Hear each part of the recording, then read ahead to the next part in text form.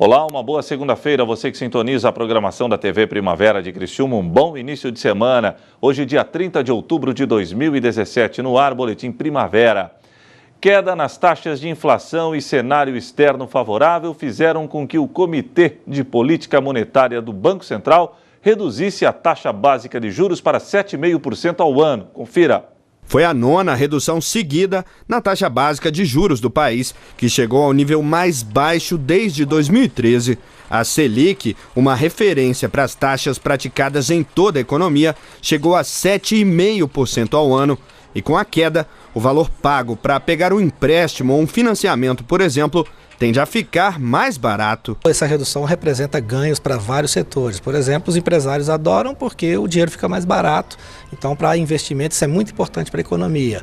Para os próprios cidadãos, se o banco reduz essa taxa, é de se esperar também que o Banco Central reduza essa taxa, é de esperar então que os bancos reduzam as taxas para você pegar empréstimos, né, nas diferentes instituições de crédito. O corte de 0,75 ponto percentual já teve reflexos nas taxas cobradas pelas instituições. No mesmo dia, o Banco do Brasil, por exemplo, anunciou mais uma redução nos juros para empresas e pessoas físicas. Crédito mais barato, que ajuda a movimentar a roda de uma economia que vem ganhando força na retomada. O mercado financeiro estima que a taxa seja reduzida novamente na última reunião do Comitê de Política Monetária em 2017 e feche o ano em 7%. Se for confirmada a expectativa dos analistas, a Selic ficaria em menos da metade do nível de pouco mais de um ano atrás e atingiria o valor mais baixo da história. Por que você está também fazendo essa redução de taxa de juros? Porque você está com expectativas favoráveis para frente.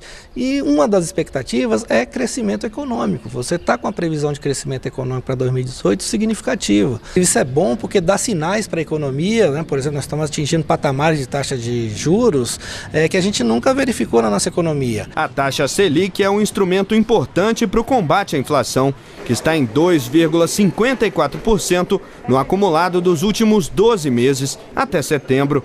E com a alta dos preços sob controle, junto com a queda dos juros e a retomada da economia, a confiança do consumidor tem aumentado, segundo estudo da Fundação Getúlio Vargas. Para esse representante dos comerciantes, a sequência de reduções na taxa básica de juros vem contribuindo com resultados melhores no setor, o que deve se repetir também nesse final de ano. Mas você ouviu que reduziu o juro. Você está pensando em fazer compra, está chegando a época não só de fazer compra para o Natal, mas de fazer alguma reserva, de ter algumas despesas, especialmente na área de educação, né? Então a gente sente isso no dia a dia.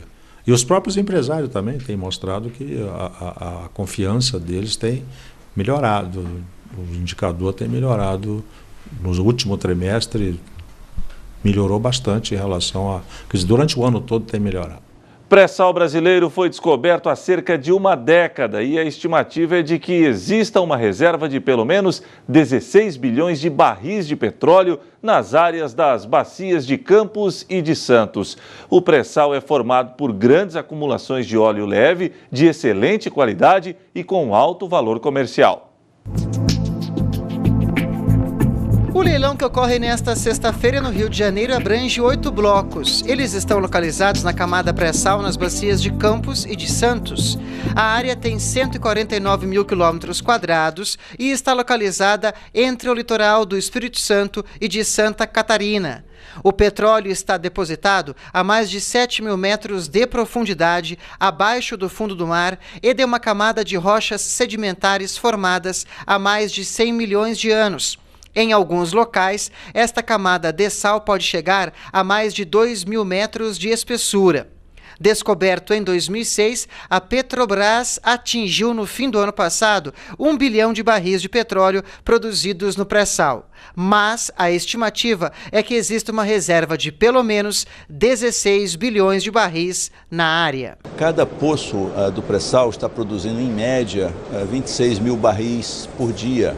Há poços do pré-sal que chegam a produzir 40 mil barris por dia. Há campos, especialmente campos terrestres, que um único campo com mais de 1.000 poços, eles não produzem essa quantidade de óleo.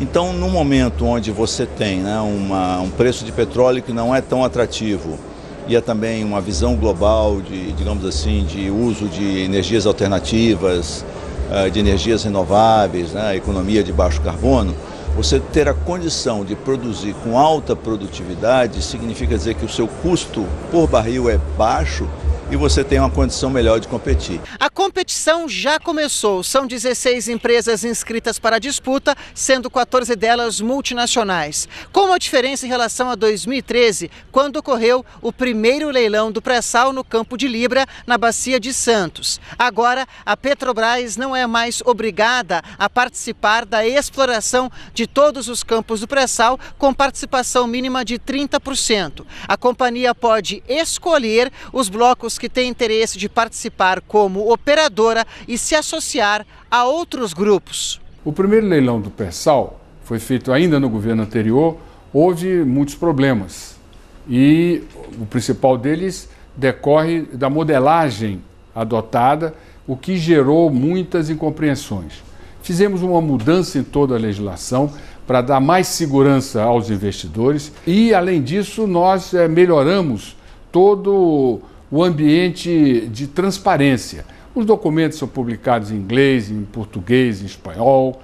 A mobilização do setor decorre de um atendimento adequado a demandas que eram importantes para garantir segurança financeira, segurança jurídica. A mudança nas regras de conteúdo local também é apontada como decisiva para a atração de empresas do exterior para o leilão do pré-sal.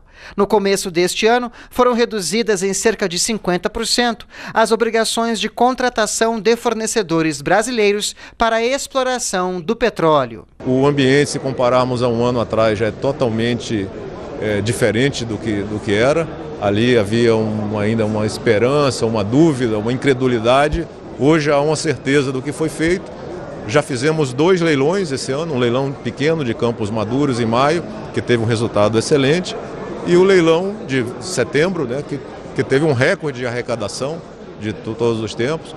E em termos até mundiais, a arrecadação, 3,8 bilhões de reais, ela traduzida para dólar, é um volume bastante expressivo. Com tudo isso somado, a expectativa da Agência Nacional do Petróleo, responsável pela realização do leilão, é de investimentos no país para as próximas 3 décadas. A nossa estimativa é que, como resultado desses 2 leilões, nós devemos atrair da ordem de 100 bilhões de reais em investimentos ao longo dos próximos 10 anos e algo como 400 bilhões de reais em arrecadação para a União, estados e municípios ao longo desses 30 anos de produção desses contratos. Investir na formação continuada dos profissionais e dar apoio aos professores, assistentes da educação fundamental são algumas das medidas que o governo adota para combater os baixos índices de alfabetização no Brasil. Pesquisa divulgada pelo Ministério da Educação mostra que os níveis de escrita e leitura em língua portuguesa e matemática estão abaixo do satisfatório. Emily tem 8 anos e está no 3º ano do ensino fundamental em uma escola pública de Brasília. Aluna aplicada, ela tem notas boas e é apaixonada pela leitura. De vez em quando, ainda parece fantasminha. Não é sempre que eu consigo contar tudo a mamãe.